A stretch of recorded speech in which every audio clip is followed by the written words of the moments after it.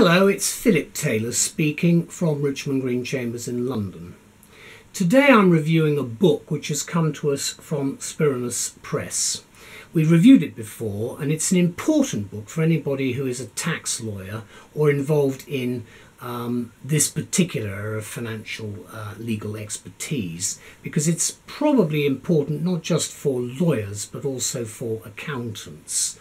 The book is called The Tax Schedule. It's a guide to tax warranties and indemnities, and it's now in its third edition from Spyrimus, written by Eli Gibson.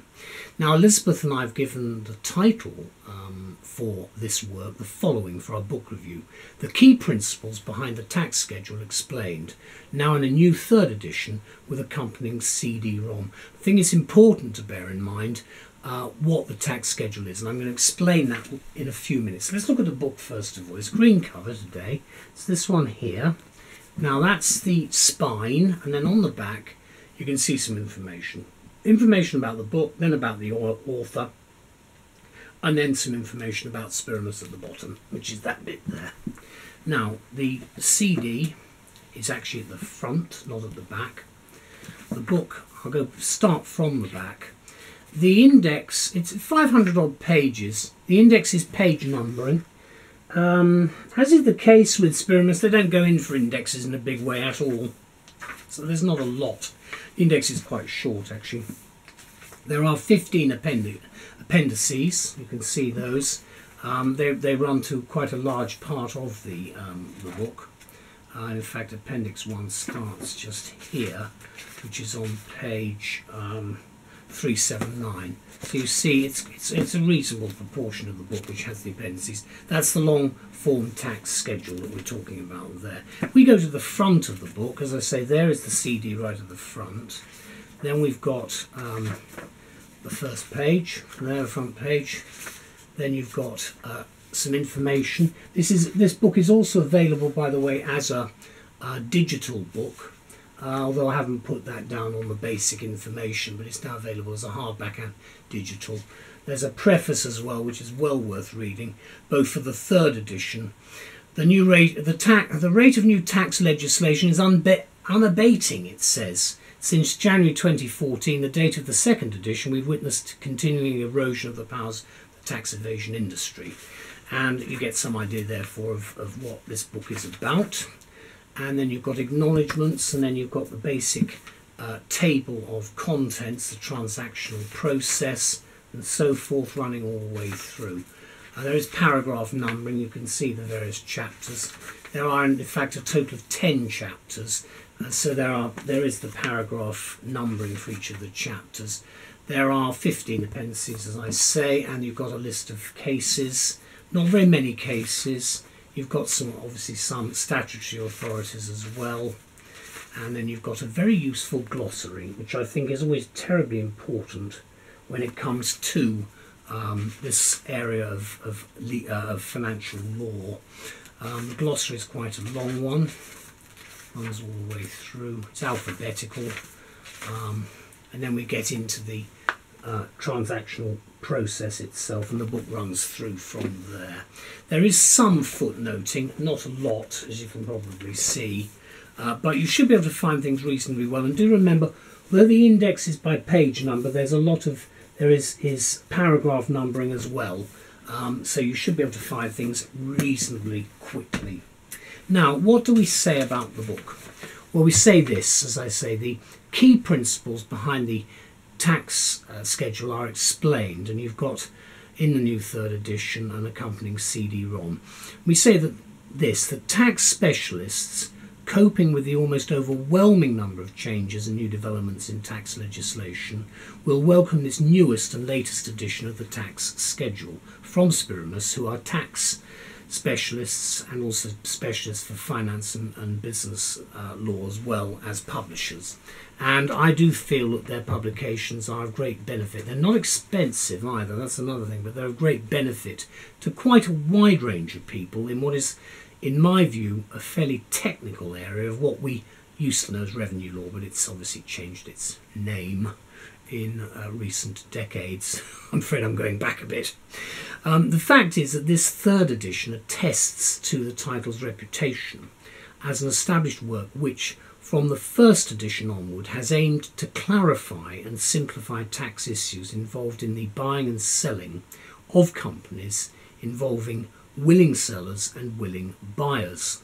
And the author, Ely Gibson, is a qualified barrister and solicitor, is a well-known tax advisor on corporate transactions who now runs her own London-based tax advisory practice. And her remarks on the dizzying rate of the new tax legislation, which is at the beginning of the book, are worth noting. And she says, we have now witnessed continued erosion of the powers of the tax evading industry, right at the beginning, including a new targeted anti-avoidance rule, the TAR, draconian penalties and new HMRC powers, major changes in the taxation of UK property for non-UK residents and non-UK domiciles and so forth.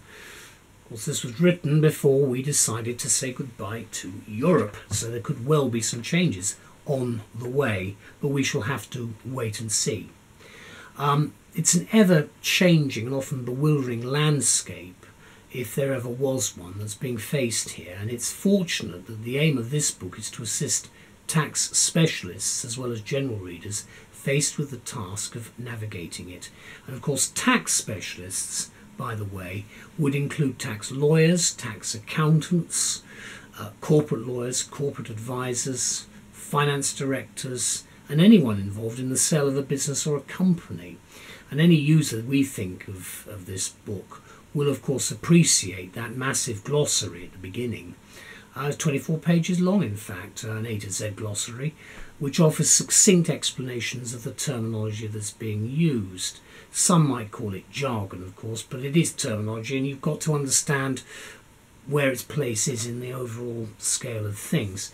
And of course the not uncommon abbreviations and acronyms which crop up in this field. Now again, as I said, I stress this with a lot of the work that we do. It's easy to think you know what the abbreviations are, but because we get so much of it in this day and age, it is really useful to have a cross-reference if you have any doubt, because sometimes you can get a bit of confusion as to what the abbreviation really means. So it does actually help. What is especially valuable, I think, about the book is the accompanying and certainly time-consuming time-saving CD. That's the disc on the inside front cover. That enables practitioners and users to download templates for example, forms, warranties, checklists, relevant legislation and more, most of which can be adapted to suit individual client requirements. And I think that's really important because that is a time-saving device. As I've said, these books aren't expensive, and I think Spirimus is giving us a very nice approach in that niche in the market. Let me conclude by saying that anyone needing a clearer explanation of the general principles behind the tax schedule should rush out and get a copy of this new edition now, particularly for the new material it contains, especially the changes in legislation as announced as at the 15th of September 2016, and I'm recording this at the beginning of the new year 2017. Now here's her book. There's the front again, the side and the spine and the back. You can see it's quite a lot of information. If I bring that up close, you can see the stuff at the beginning, and then I go through and you get some idea of what's actually in the book there. Now if I just open it up in the middle, we're looking at share scheme issues. There we go. Again, you can see the structure of the work, just a little bit of footnoting, not very much, quite a lot of detail there. Cross-referencing, of course, to the appendices in the book as well.